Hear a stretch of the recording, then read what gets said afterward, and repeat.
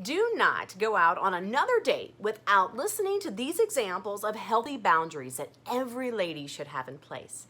This is a smart girl's guide to setting boundaries in relationships with men.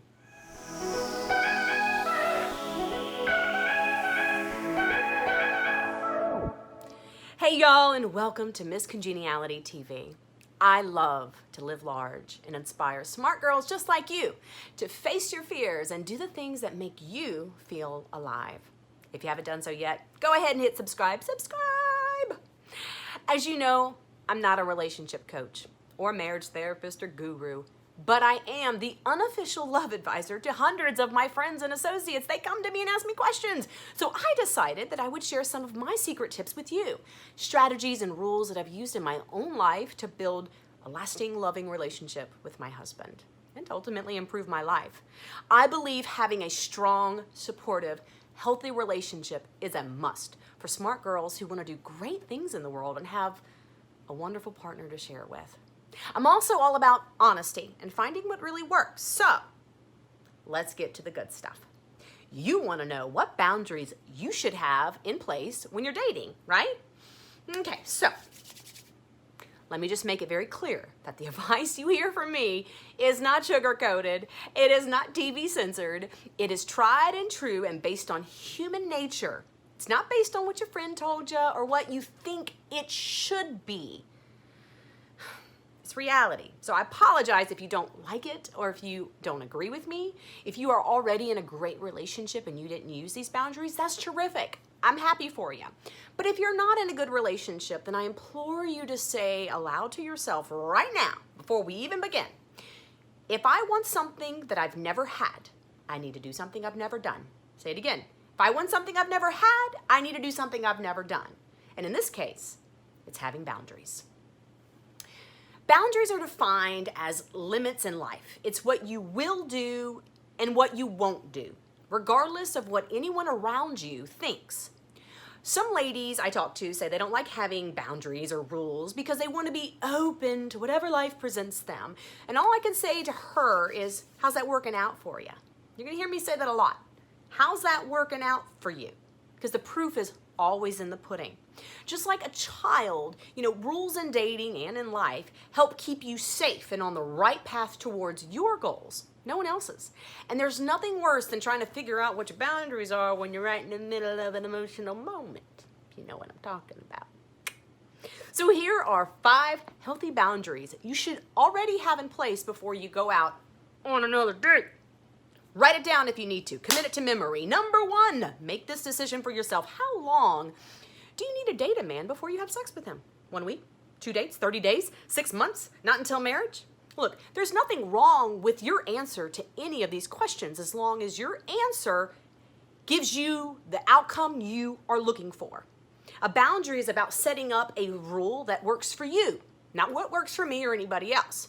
Personally, I'm a fan of getting to know a man before ever venturing into the bedroom with him, okay? When my husband and I were dating, I let him know by the second date that I would not be having sex for a while and that he was going to have to take an STD test before we would ever be intimate. My boundary was not about being hard to get. It was created to make space for us to get to know each other before clouding the interaction with sex.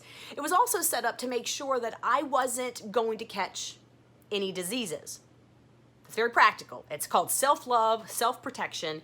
He may not be the one, and I don't want to be stuck with his cooties. Okay? So my boundary let him know what to expect from me. I communicated it very clearly. He learned that I valued myself. He learned I wasn't desperate. And I highly recommend waiting to have sex for a longer period of time if you're looking for long-term love. People value what they had to work for and what they had to wait for. And men are no exception to that rule, honey. Make no mistake, a man will cross the ocean to be with you. You are that powerful. There's no reason to give it all away on the first night unless that's what you want to. Remember, if you want something you've never had, you need to do something you've never done. Number 2, how long will you wait to cohabitate? Will you move in as soon as he invites you? After 6 months? When you need a place to stay? As soon as you can so that you can save money? when you get engaged? When you get married? Are you going to invite him to come move in with you?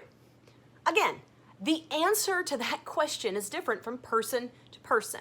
And your answer isn't wrong. Just know that what it is, and you write it down for yourself. And remember that knowing what your boundary is helps you to communicate it and ultimately stick with it. I will say that if you want to find lasting love and you want to get married, moving in with a guy before there's a ring on it, honey, is probably not the right move. Let me just put it to you this way. People want what they can't have. If you tell a man that you're dating that you're not going to move in until y'all are getting married, he will be much more likely to commit faster than if you give him everything he wants for free. Okay? Again, you don't have to like what I'm saying. It's human nature. And while I realize that people move in with their partners all the time, and Lord knows I did, and sometimes it works out, but the stats don't lie, nor does basic common sense. Now, if you aren't looking to get married anytime soon, and you just want to experience living with a guy, you know what? You could set your boundary as to what works for you and move on to number 3. Number 3, who in your life needs to approve of your new man before he becomes the one? Your mom and dad, a majority of your girlfriends, your brother, your entire Greek family, your son, your daughter? I'm not generally about getting other people's approval, not really. But I think this is a terrific exception to that rule, and for good reason. I remember when I first met my ex-husband, I introduced him to my friends and my family, and I sensed that the people were less than thrilled about him. He was a lot older than me and seemed to be hiding something. He was a sophisticated man, and he turned me into someone else entirely when I was around him. Whenever a friend would try to breach the subject with me, though, I found myself defending our relationship like it was perfect. I pretended like their concern was their lack of understanding. Boy, was I wrong. The truth is, at the beginning of a relationship when things are great, it's easy to get lost in this fantasy of who you think your date is, but your friends and your family love you and they don't love your date. They can give you honest feedback regarding his qualities and how they either complement yours or not. Of course, you have to love the person you're with, that goes without saying, but make no mistake, if you find yourself having to convince others that he's a catch, more than likely the person who needs convincing is you to move on. When my husband and I started dating, I told him that 4 out of 5 of my best friends had to approve of him before our marriage would ever get to the altar. I ended up with 5 out of 5, and I was so proud when I said I do. I knew I was committing to something that everyone else saw was good as well. Again, the answer to that question isn't as important as simply thinking it through and writing it down. Who needs to genuinely support my relationship choice before I get uber serious with this person? And if you think this isn't right for you and you are prone to picking the wrong man, please remind yourself now, if I want something I've never had, I need to do something I've never done. Number 4. How many of your date's problems will you take on before and after marriage? So I had a boyfriend once who didn't have the money to pay rent on several occasions, and I loaned him the money. That same boyfriend couldn't get a reliable car to come see me. So I drove to see him so that we could even see each other. And he cheated on me. I had another boyfriend who had problems with his ex-wife, and all of his finances were crazy. He even lost his home to foreclosure. I let him move in with me, and I started getting involved in all of his court proceedings, and he cheated on me with another woman. Smart girls who have the ability to help others often find that they do. And then they wonder why relationships become one sad story after the next. Oh, he didn't have the money. Oh, he couldn't find the time. Oh, he wasn't feeling well. Oh, his ex is just so mean. This is a tremendous energy suck, ladies, and can cloud your vision about the future. You can turn a crappy relationship that is obviously going nowhere into a decent one because you're filling in all the gaps. you deserve a man who can handle his own affairs. They do exist, I promise. And he actually might have time to help you with yours. So decide now how many and what kinds of issues are you going to solve for your date before and after marriage. This includes, and not limited to, child support, divorce problems, child custody disputes, financial problems, health problems, career problems, and problems with any and all emotional issues in past relationships. Which brings us to the last boundary every smart girl should have when she's dating. How many times can he hurt you and get away with it? Will you let the first few misunderstandings go, or does he have carte blanche because you love him and understand him so much? Now, I know that it's easy to say, of course I wouldn't let a guy hurt me multiple times. That's silly, Jaimee.